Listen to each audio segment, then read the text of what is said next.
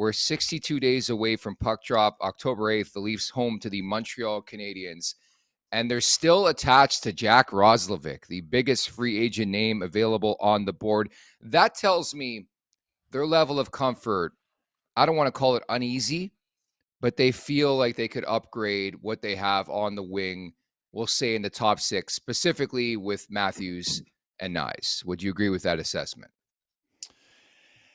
I think so, man. I mean, former first round stud. He's in his prime years as a 28-year-old guy. Right-handed shot, consummate half a point per game guy for a large sample size of 500 plus games. I think that he could do some damage playing with those players. I think that we've talked about some of the guys and some of the lineup possibilities and some of the line combo possibilities, and you look at it and it's like, yeah, it's kind of there, but there's always been this semblance since the week of some of these signings that I don't think they're done, or there's kind of one piece that would kind of shovel things in place. And a guy like him, you pop him there, it slides some people down, and it's just like click, click, click, and all of a sudden you got this potentially studly lineup that I think's checking a lot of boxes for a lot of the fans that have been begging for a little different look to the lineup. And yeah, I can see why they're still in on him.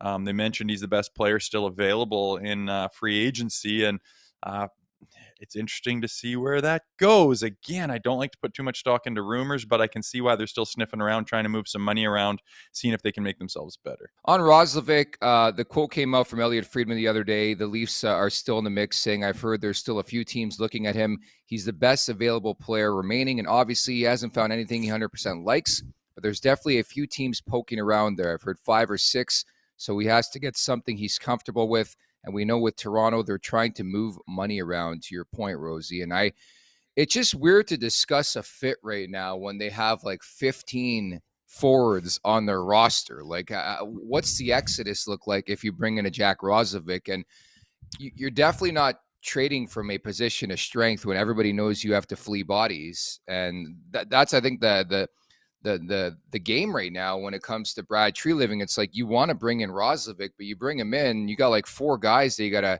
jettison out. And how do you make a trade when every GM knows that, right?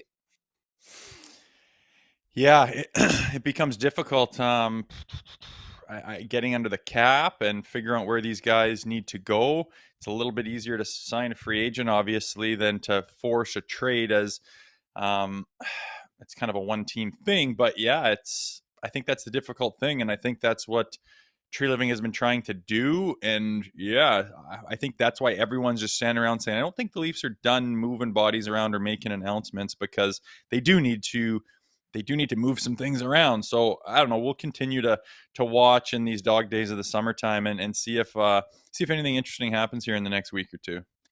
He made $2.8 million bucks last year, coming off a 22-goal campaign with the Carolina Hurricanes. And obviously, if you bring in a Roslovic, he shoots right, which we talked about a lot the last couple of weeks. But the obvious fit would be with Nyes and Matthews on that top line. By the way, he played with Matthews a bit in the U.S. development program way back when. But I mean, I'll be curious to see what the lines look like, at the start of camp to the end of camp, into the first game, into mid-season. But I think that the Nyes Matthews combo is probably here to stay. Is it going to be Nylander? Is it going to be someone else? Is it going to be Roslovic? Like that's my curiosity from a Roslovic standpoint. You bring him in and it doesn't work on that top line. Where does he fit? I mean, is it going to be a second line? I don't know if it's going to be the third line.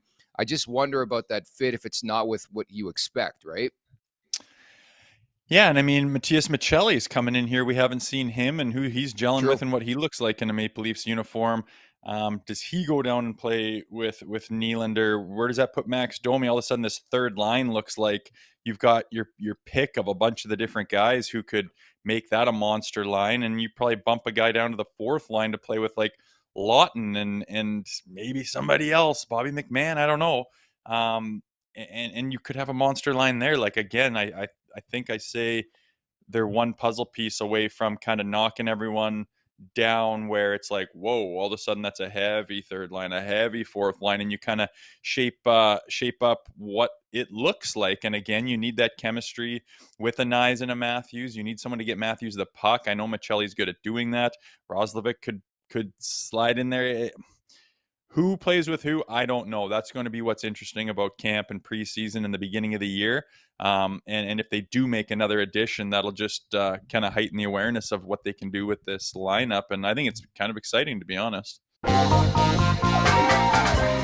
Make sure to check out more of our content right here on the Leafs Nation YouTube page. We got long form interviews, we got clips, we got epic rants by Jay Rosehill. We simply have it all. And don't forget, you can find out much more at theleafsnation.com. Thanks so much for watching.